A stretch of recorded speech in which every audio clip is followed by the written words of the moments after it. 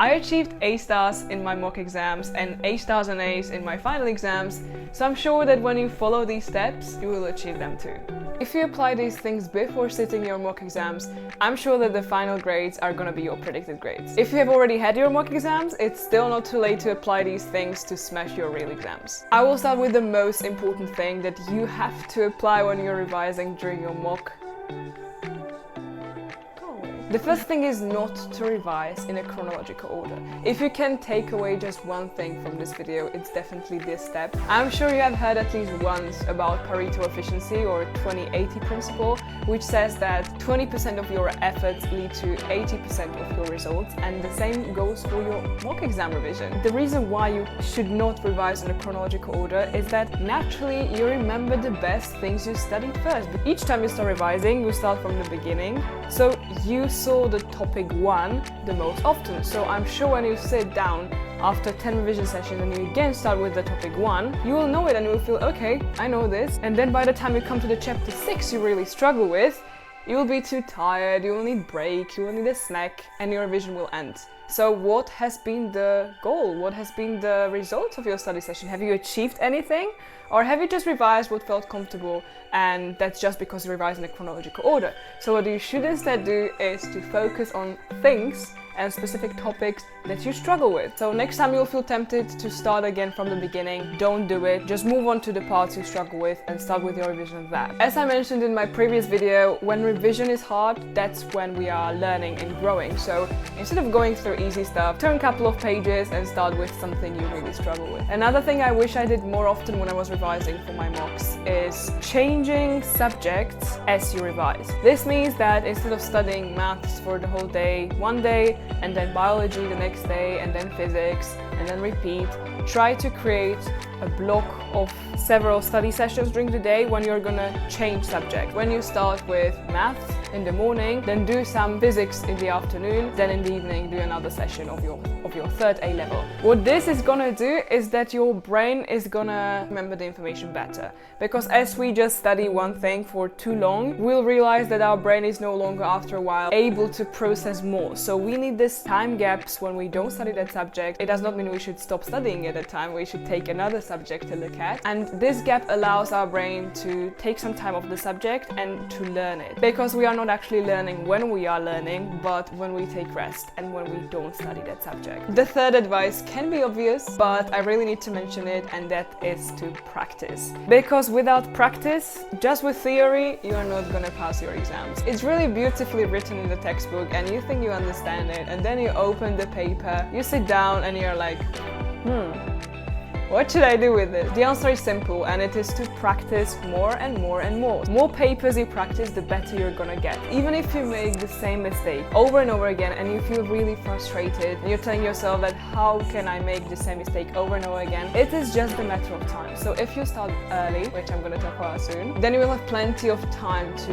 really get better at the thing you are bad at, even if it means that you make the same mistake over and over again. But without practice, without application of your knowledge into the real exam questions, you're not gonna pass your exams. You really have to apply it, because with your theoretical knowledge in the exam room, you can't do much. Fourth advice is a very useful thing when it comes to revision of difficult concepts or concepts that consist of several steps. This method consists of simply explaining the topic to someone else or teaching it to someone else who understands it less than you do. Or another alternative, if you don't want to explain it to someone else or you prefer studying on your own, what you can do is also ask yourself so-called stupid questions. I call them stupid because you may find them obvious, but as you ask them yourself, you realize that they're not as obvious as you thought. To illustrate this on an example, let's take an economics question where you are supposed to explain the shifts of diagrams. Every step you're gonna describe in your answer, you need to support by asking yourself, so what? So when you describe a shift of demand to the right, you have to ask yourself, so what? What's gonna happen with price? What's gonna happen with quantity? The same applies for biology questions. This is an advice from my biology teacher. She always wanted us to ask ourselves, so what, when we are answering a question, especially something that carries more marks than just simple answer with a definition. When you need to expand on your answer, you need to keep yourself asking, so what, to get to the really core concept. So as you start with something complex, you need to break it down into steps to get to the really basics, and that's where you get those points. That's called analysis. So you can analyze anything something you're learning on your own by asking yourself, so what? By asking yourself these questions, you will learn how to think in this critical way, and you will find which parts you don't understand. Because you will see that you might ask yourself, why does this happen? And you realize that you don't actually know why the process happens, or why this chemical is released after the other. When you don't want to create the questions yourself, the person who doesn't understand the topic will naturally ask you those questions, why this happens. The other person will ask you questions that will force you to think about whether you really understand the concept or not. Another advice is to know the structure of your paper, to really know what you are going to be tested on. Because without knowing how you're supposed to structure your answers, you're going to be lost, because there is specific exam technique for each type of question. Also, this varies between subjects. For example, for questions with more marks, you do not necessarily always have to write more, you just have to write more developed answers. Don't leave this for the last minute before your real exams. The structure can vary and you should be aware of this, even for your mock. Take it seriously, look it up before, ask your teacher, check online. The information is out there, you just need to sit down and really search for it. The another point is to really take the mock exams seriously. If you make the most out of these mocks, then you're going to be prepared for the real thing. That was the case in my scenarios. I took them seriously, I would even say too seriously, which was not good, but yeah, we have to find a balance. But when you take them seriously, you will make sure that you will perform your best and you really identify the gaps. You need to find out what you're bad at in order to improve. It's nice to see, okay, I know this topic, but by practicing the things you know already, you're not gonna move, and you have some precious 1.5 months before your real exams start. You really want to make the most out of this time by learning what you don't know. Don't let this opportunity to practice the real exams in real exam conditions. From my experience, taking seriously mocks, especially in year 13, really prepared me for my real exams. I was pretty chilled when it came to the real exams when I compared them with my mocks. It really is a great mental preparation that you get used to the structure, you get used to the rules, to the time, you will learn how to really split the time, let's say 2 hours, into different sections of the paper. So don't look at it with anxiety and something horrible is gonna happen. The world's not gonna end, but you can learn from this. Every time we can learn something, why not make the most out of it? Positive mindset is really a necessary ingredient to do well in your mocks as well as your real exams. It's when you know you should not take it too seriously, but also you should not waste this amazing opportunity. It's really about finding that right balance. Good way how to cope with the feelings of stress is talking to others, but not just about the exams. What happened when I was studying A-levels is that in the common room, closer before the exam, people were just talking about the exams, and that was so overwhelming that I didn't even spend time there during that exam preparation period, because I prefer not to be surrounded by people who were stressing about it. I wanted to be chilled and really try my best, knowing that I can't really influence the final outcome, but I can influence my preparation and my mindset. Really speak to someone who makes you feel calm and gives you the confidence. Don't feel stressed about it, but make the most out of it. Ask your teachers questions, because they are there for you, to support you and to help you on your journey to your predicted grades. During your study leave, when you decide to stay home, email them or just go to school for the whole day, prepare a bunch of questions and find a teacher in their office, and they are there to help you. They don't have classes with you anymore, so they have their time, and if you need extra help, they will be there to support you. So another tip I talk about a lot in my videos is to take regular breaks. This is the one I struggled with the most, and I mention it every time in every video that I struggle with taking breaks, but it's true. And this is not just about breaks between revision sessions as you revise different subjects,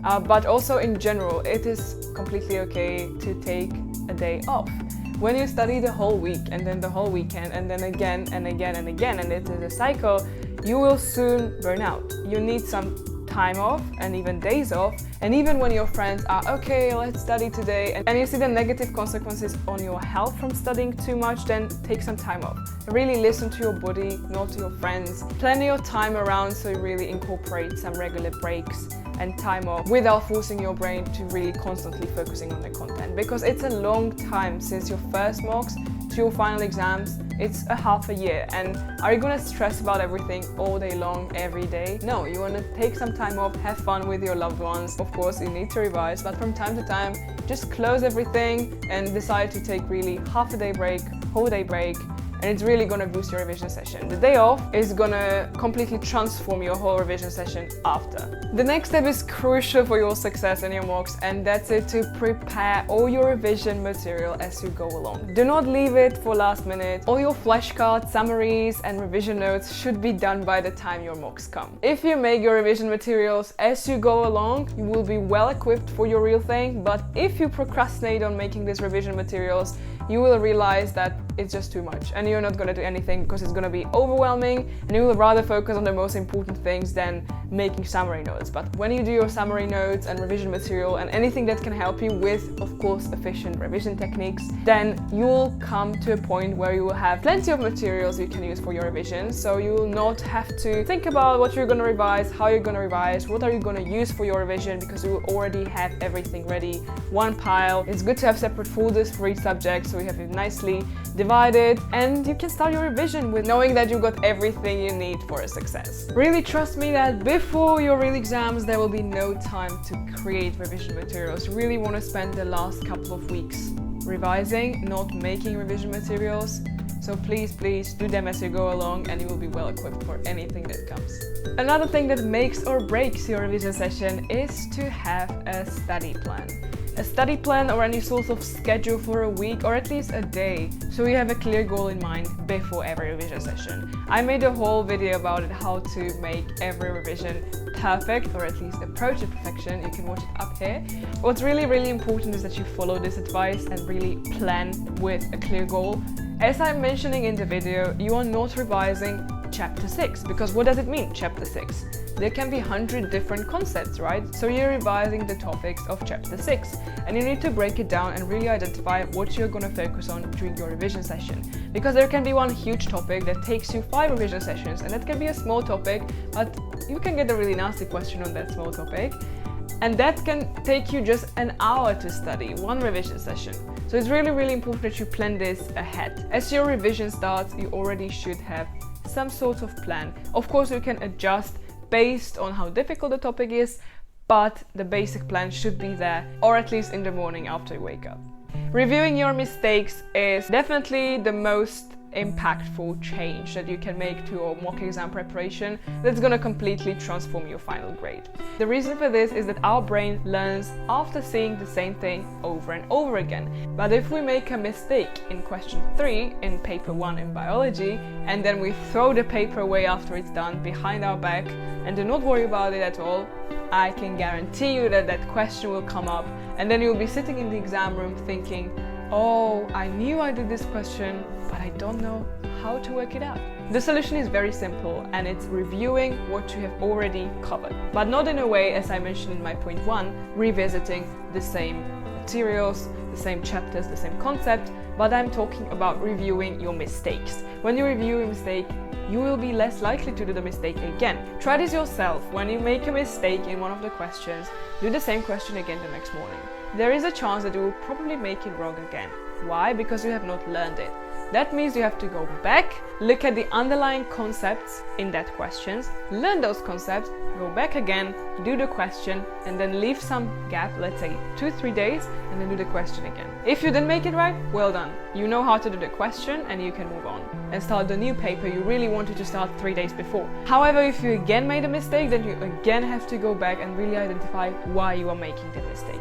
And this is really important, because without doing this, without reviewing our mistakes, we'll keep doing the same again and again. It feels really uncomfortable, and you don't feel well when you have to go over your mistakes, right? Because you see that red pen everywhere on the paper, and you don't want to see that, especially when you have to copy the whole mark scheme like you got 0 marks. That's the worst. But it is a necessary step to make sure that you don't make the mistake again. So really try this strategy and let me know down below, but I can guarantee you that you will get better over time if you review your mistakes regularly. Reviewing your mistakes is really uncomfortable study session, but it is necessary for your success. Review your mistakes for every paper you're going to practice for your mocks, and after you get your mock results back, do the same thing preparing for your real exams. As you'll review your mistakes, you will identify a pattern of things you still don't know. And this is your weak area that you need to work on.